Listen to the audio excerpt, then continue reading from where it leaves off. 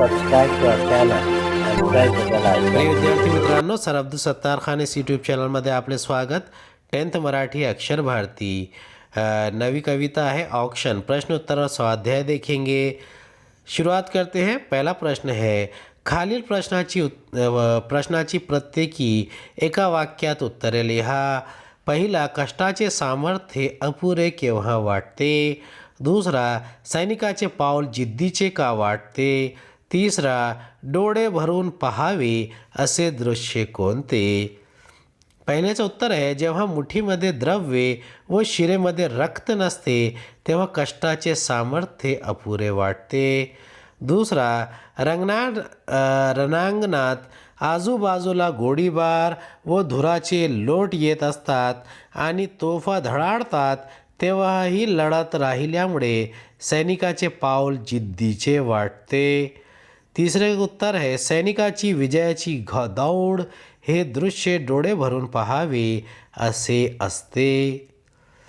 योग्य पर्याय निवडा. सैनिकांचे औक्षण केले जाते म्हणजे डोळ्यातील आसवांच्या ज्योतीने. कवितेतील दीन दुबळे म्हणजे सैनिकांच्या कार्याचा अभिमान बाळगणारे देशवासीये. काव्यसौंदर्य लिहा. खालील ओळींचे रसग्रहण करा. अशा असंख्य ज्योतींची तुझ्या मागून राखण, दीन दुबळ्यांचे असे तुला एकच औक्षण. इसका उत्तर है आशा सौंदर्य. देशाचे प्राणपणाने रक्षण करणाऱ्या सीमेवरील जवानाविषयी कृतज्ञता व्यक्त करणारी औक्षण ही कविता कवयित्री इंदिरा संत यांनी लिहिली आहे.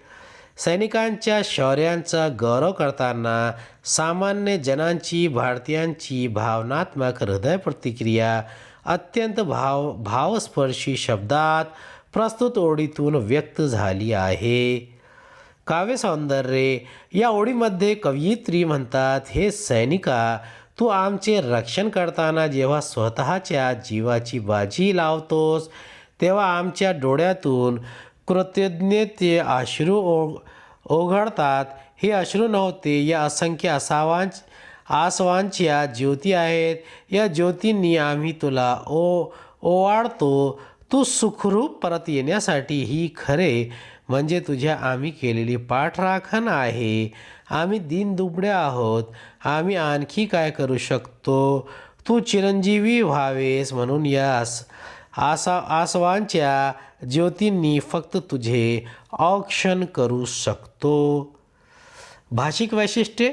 अष्टाक्षरी रचनेमधून व यमक प्रधान बांधणीतून शुद्ध भाव सांगण्याची किमया या ओळीत साधली आहे. सामान्य जनाची मनोकामना ओघवत्या व प्रसादिक शब्दात मांडली आहे. जवानांच्या शौर्यगाथेपुढे नतमस्तक होण्याची शिकवण ही कविता सहजपणे देते.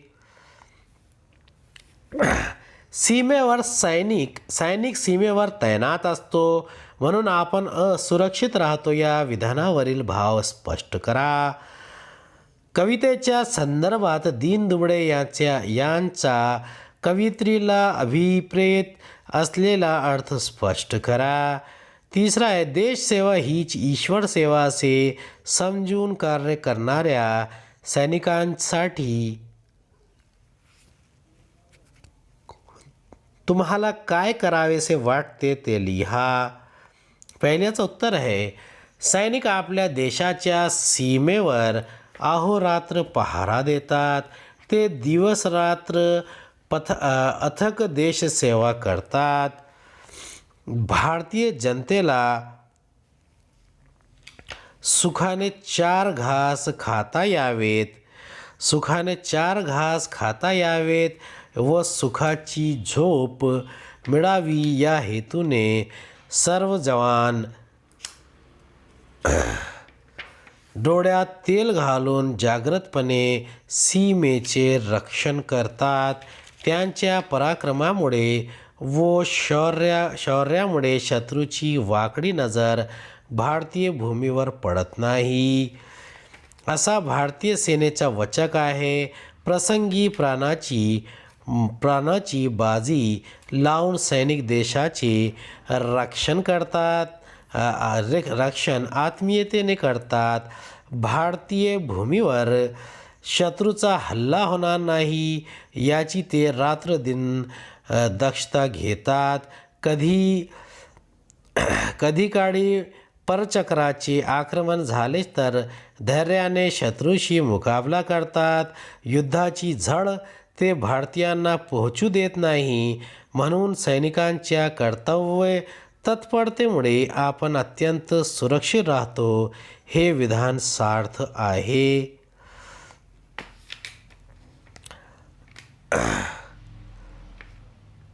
कवितेच्या संदर्भात दीन दुबळे याचा कवित्रीला समजलेला अर्थ स्पष्ट करायचा आहे. याचं उत्तर आहे, देशवासियांच्या सुरक्षिततेसाठी सैनिक सीमेवर जागरूक राहतो, प्रसंगी प्राणाची बाजी लावतो. सुसाट सुटणाऱ्या गोळीबारात, धुराच्या लोटात आणि अवतीभोवती धडाळणाऱ्या तोफांची पर्वा न करता तो शत्रूंशी निकराने लढतो. तो आपले कर्तव्य सचोटीने पार पाडतो. देशवासीये निश्चिंत मनाने दोन घास खातात, कारण सैनिक त्यांची राखण करतो. अशा सैनिकाला जनता काय काय उपहार देऊ शकते ती फक्त त्याचे भले चिंतन, त्याचे औक्षण करू शकते. त्याला चिरंजीवित्वाचा आशीर्वाद देऊ शकते. देशवासियांच्या हाती त्याला द्यायला धनदौलत नसते व तशी ऐपतही नसते. म्हणून कृतज्ञता व्यक्त करणाऱ्या भारतवासियांना कवयित्रीने दीन दुबळे म्हटले आहे. तिसऱ्याचं उत्तर आहे, तिसरा प्रश्न आहे, देश सेवा हीच ईश्वर सेवा. याचं उत्तर आहे, भारतीय सैनिकांनी भारतीय जनतेच्या सुरक्षिततेचा वसा घेतला आहे. अत्यंत जागरूकपणे जवान सीमेचे रक्षण करतात.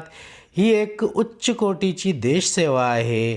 देशाच्या बलिदान करणारे जवान हे ईश्वराला प्रिय आहेत.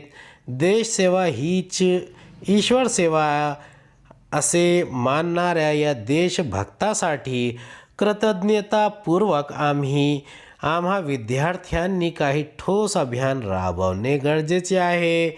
राष्ट्रीय व इतर सणाच्या शुभेच्छा भेटी त्यांना देऊ शकतो. त्यांना आपण पत्र पाठवून कृतज्ञता व्यक्त करावी असे मला वाटते. विद्यार्थ्यांचे काही मनोरंजक कार्यक्रम प्रत्यक्ष त्यांना दाखवावेत असेही वाटते. त्यांच्या कुटुंबातील माणसांना भेटी देऊन प्रेम व्यक्त करणे ही एक माझ्या आवाक्यातील गोष्ट आहे. त्यांच्या शौर्यांचा सत्कार सामाजिक संस्थाच्या पातळीवर घडवून आणावा असेही मला वाटते. शाळांमध्ये नवीन पिढीसमोर सैनिकांच्या मुलाखती आयोजित करता येतील. त्यामुळे आपल्याला हातूनही थोडी देशसेवा घडेल.